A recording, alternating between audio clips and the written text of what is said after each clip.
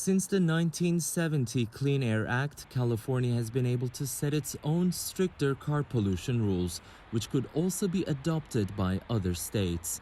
Having revoked California's autonomy late last year, the Trump administration announced that it's rolling back gas mileage and emissions requirements put in place in 2012 under former President Barack Obama. The so-called Safe Vehicles rule, according to President Trump, would reduce the average price of a car by more than $3,500 while helping the environment. He couldn't be more wrong, says Professor Antonio Bento, who testified in Congress last year and said the administration's analysis was flawed. The argument used by the Trump administration was that we should only account for the domestic benefits of reducing greenhouse gas emissions. However, and to the best of my knowledge, there's really no scientific reasons to make these parameter choices.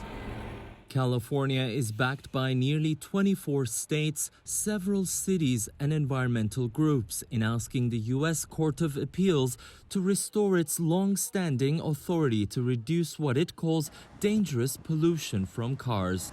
The U.S. Environmental Protection Agency declined our interview request at the time, but said the program aims to strike a balance between protecting the environment, setting reasonable targets for the auto industry, and supporting the economy.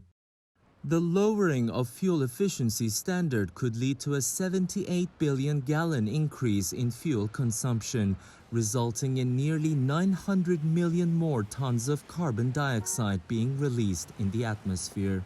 That's the equivalent of about 216 coal-fired power plants running for a year in terms of carbon pollution.